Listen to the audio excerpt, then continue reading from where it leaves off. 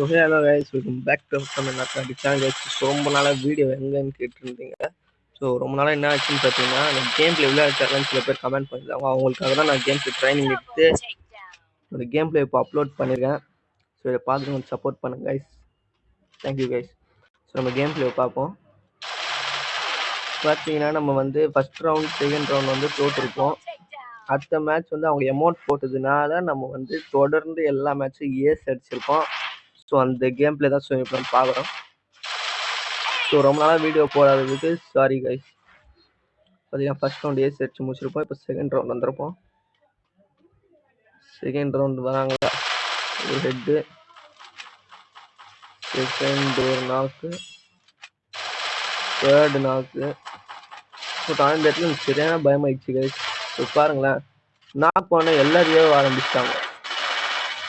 கஷ்டப்படி அதே முடிச்சு இப்போ நம்ம ஏஸ் அடிச்சிட்டோம்.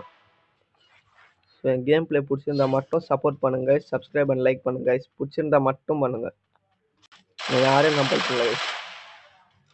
இப்போ நான் நாக் ஆனதுக்கப்புறம் நம்ம வந்து நாக் பண்ணிட்டு அங்கே பார்த்து அவங்க கொண்டு வந்து ஸோ அதை அடிக்க போகணும் வந்துச்சு. ஸோ வராங்க, க்ளோவல் போட்டு தப்பிச்சிட்டோம்.